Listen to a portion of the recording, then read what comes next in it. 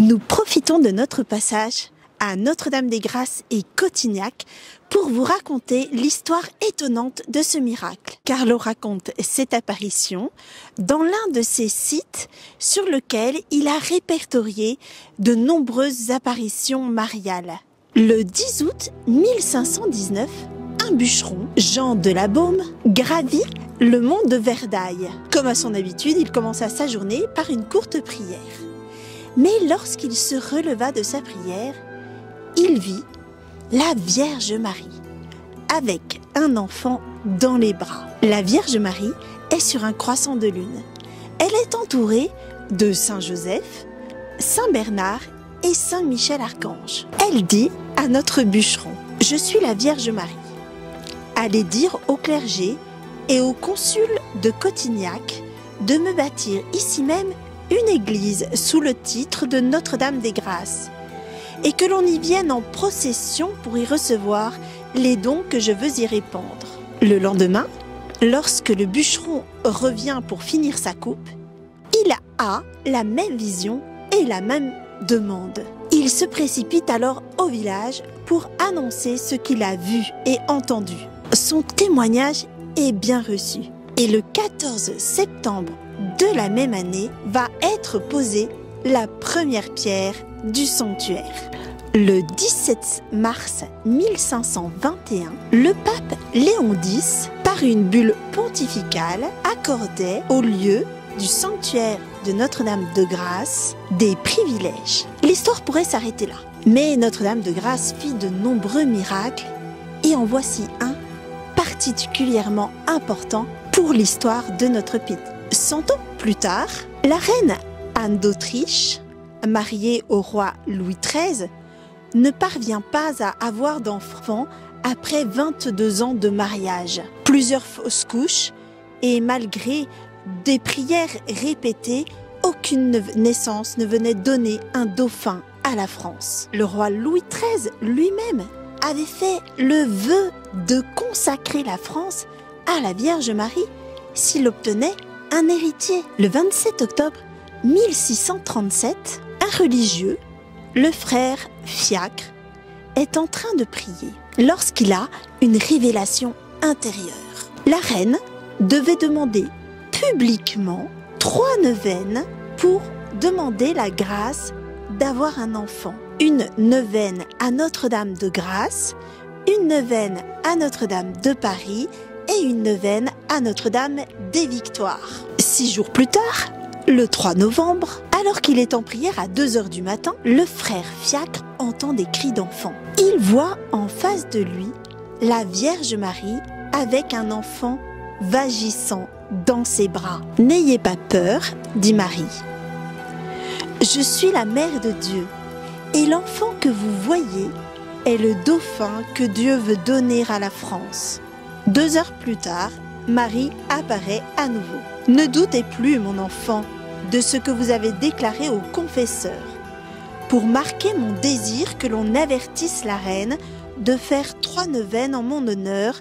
Voilà la même image qui se trouve à Notre-Dame-de-Grâce en Provence et aussi l'ébauche de l'église. » Le frère vit alors l'image de Notre-Dame et le chœur de l'église. Informés, ses supérieurs qui n'étaient jamais allés à Notre-Dame-des-Grâces consultèrent des amis qui étaient allés en pèlerinage. Les descriptions correspondaient en tout point à la vision du frère Fiacre. Les neuvaines se terminèrent le 5 décembre. Et 9 mois plus tard, le 5 septembre 1638, le dauphin, futur Louis XIV, naissait. Il est nommé Dieudonné. Le roi Louis XIII tint sa promesse. Et le 10 février 1638, il signa et publia un texte solennel d'un édit de consécration de la France à la Vierge Marie, signé à Saint-Germain-en-Laye. Le roi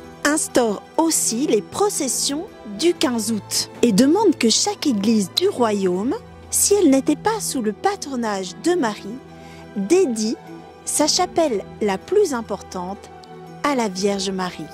Il promet d'élever un maître-autel à Notre-Dame de Paris en l'honneur de la Vierge Marie. Mais c'est son fils, le roi Louis XIV qui tiendra cette promesse. Cette consécration fut confirmée par le roi Louis XIV le 25 mars 1650, puis renouvelée par Louis XV en 1738. Cette consécration sera malheureusement abolie par la suite. Mais l'histoire miraculeuse n'est pas terminée. En effet, le 7 juin 1660, un jeune berger de 22 ans, Gaspard Ricard, conduit son troupeau sur le versant est du mont Basillon. La chaleur est intense et Gaspard a très soif. Malheureusement, il n'y a pas de rivière à proximité. Il se met à prier. Soudain, un homme près de lui indique un rocher. « Je suis Saint Joseph, soulève-le et tu boiras. » Mais la pierre est énorme et paraît très lourde. « Je suis Saint Joseph, soulève-la et tu boiras, » répète l'homme. Le berger obéit donc. Et il déplace très facilement le rocher et découvre en dessous une source. Au village, Gaspard raconte son aventure, mais personne ne le croit. Les plus âgés du village savent très bien que sur cette montagne, il n'y a aucune source. Des paysans veulent tout de même aller vérifier les dires de Gaspard et montent avec lui sur le lieu de l'apparition. Ils découvrent en effet une source qui coule. Ils essaient de déplacer la pierre indiquée par Gaspard, mais à 8 hommes, ils ne parviennent pas à la soulever. Gaspard et ses compagnons tombent à genoux et remercient Dieu du miracle. La nouvelle de l'apparition se répand. Par la suite, de nombreuses guérisons miraculeuses ont lieu à Saint-Joseph de Cotignac. Carlo nous dit « Marie, étant la mère de Jésus, notre Dieu est notre Rédempteur et l'épouse de l'Esprit Saint, sûrement Dieu ne lui refusera jamais rien, étant les créatures qu'il aime plus que toutes les autres. Aujourd'hui, nous prions particulièrement pour chacun de vous, pour les prêtres qui vous sont confiés et pour toutes vos intentions auprès de Notre-Dame de Grâce et de Saint-Joseph de Cotignac. » Saint Joseph nous aide dans ce temps de carême à découvrir la vertu du silence. C'était un homme qui n'a plus que peu de mots dans l'écriture. Et ce silence n'était pas un vide. Il était taiseux, Joseph, mais parce qu'il était rempli de la présence de Dieu en lui. Et je crois que Saint Joseph peut nous aider à rentrer précisément dans un monde souvent de tapage, de paroles inutiles et vaines, de rentrer dans la grâce du silence qui est un temps d'habitation intérieure, de cœur à cœur, sachant que Dieu est au centre de nous-mêmes. Et puis, Saint Joseph nous aide aussi en ce temps de carême parce que c'était un homme courageux. Il a suivi à la lettre les indications du Seigneur à travers l'ange qui se manifestait à lui pour lui demander de partir, accompagner la Sainte Famille de Nazareth et puis revenir. Et donc c'est ce courage, cette détermination, cette force d'âme qui le caractérise. Et Saint Joseph nous aide aussi à tenir bon dans les difficultés, dans les épreuves, lorsque ça tangue, lorsque l'embarcation est traversée par des vagues. Et enfin, je dirais, Saint Joseph, c'est quelqu'un qui brille intérieurement par aussi une qualité de charité. Il a eu ce souci constant d'éduquer Jésus, de lui enseigner son humanité, sa judaïté. Et c'est cette charité au quotidien, dans les petites choses, qui aussi marque avec toute son humilité, toute sa délicatesse, le témoignage que Joseph rend encore et il nous aide à avancer, nous, humblement, sur les traces du Christ, portés par l'amour et aussi avec cette lumière d'espérance. Saint Joseph est pour nous un protecteur, un gardien et aussi un compagnon de route.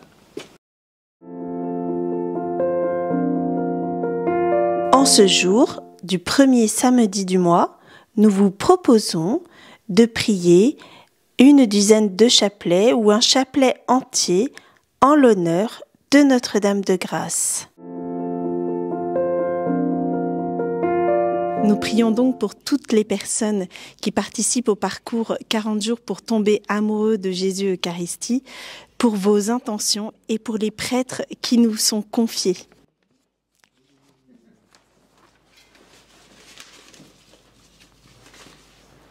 Saint Joseph et Notre-Dame de Grâce, priez pour nous, priez pour nos intentions, priez pour tous les prêtres. Amen.